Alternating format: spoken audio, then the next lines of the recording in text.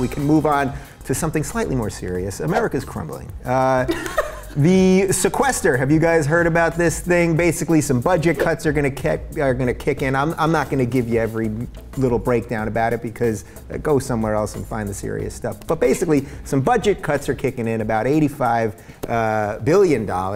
And the Republicans are saying it's going to gut the military. Democrats are saying we got to raise taxes to take care of it. It's the same old fight that we're always in. My question to you guys is this just simply how politics now works, that we just get to crisis mode and then some sort of half-assed resolution? Fred, what do you think? Well, I came up with the adage about 10 years ago that all politics is selfish. And it's based on what Tip O'Neill said when he was Speaker of the House, which was all politics is local. And that's what it is now. You have 535 members of the House and Senate who all they care about is the next election, period. And they're not getting along, they're not doing the kinds of things they need to do to solve the country's crisis.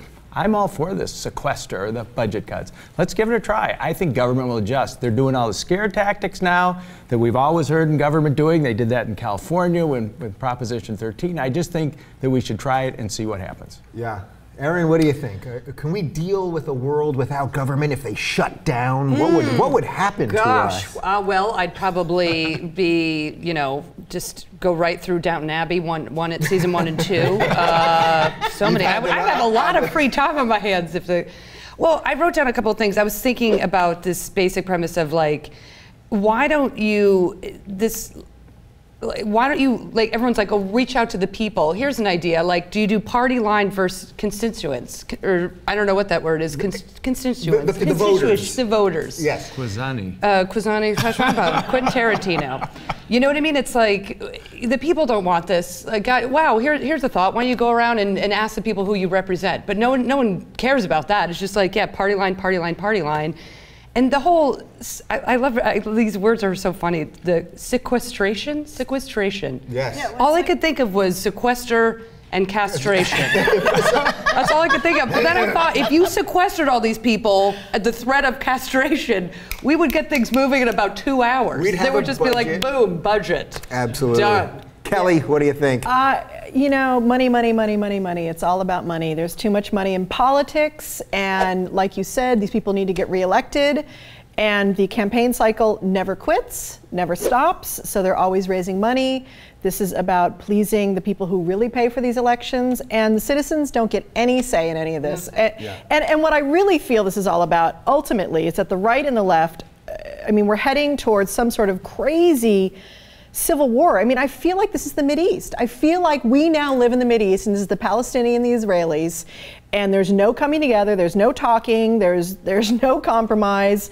And I'm like, well, let's just, you know, let's get down to it, folks. You know, in a bizarre way, I think the analogy works because it's become like if you give 1 inch, yes. if you give one inch of land, all you've shown is weakness. Yes. And that's so the antithesis, really, of what politics is. So I think this is going to be the question that every week on this show that I'm going to deal with here is we all talk about this. We all talk about the money and the gridlock, and the fine people at the Young Turks talk about it all the time. But what can we do besides all saying it? Now, you ran for president of the United States for the Republicans. I wasn't allowed to announce that until you were sitting here. Otherwise, you weren't going to turn this thing off. Get past security.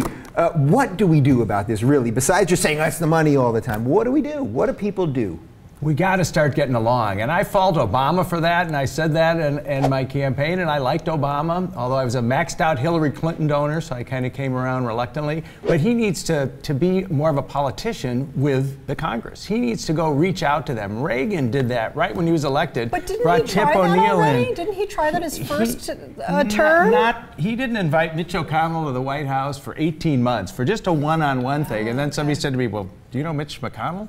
Would you ever want to sit with Mitch McConnell, really? I mean, that's what you got to do. That's what that glad handing is. You can take a guy like Deval Patrick, who's the governor of Massachusetts. Yeah. I love that man. He is great, and he's a politician who likes people and goes, you know, we've got an intellectual for president. He's a great speaker, but he's not a people person. Yeah. He's not comfortable groveling with all these politicians. Joe Biden in. I mean, I feel like all we hear are stories of we're trying. Obama trying in the first 4 years, and now it seems like he won this, you know, and everyone's like, you only have now 1 year in your second term to jam down the entire agenda.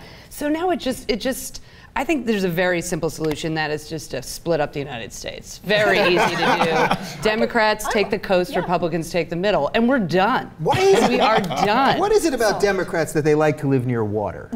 Water in big cities. We're very thirsty. Very thirsty. Very thirsty people. Very thirsty because we're trying to help everybody. Yeah. I always think it's maybe because Democrats want an easy escape in case the Republicans really do take over. Getting their yachts and Getting their yachts. Yes, Look my at what- yacht is parked outside. Oh yes, those Democrats with their yachts. All right. And don't forget, bonobos.com is the official outfitter of the Rubin Report. Enter code Rubin Report for 20% off your first purchase.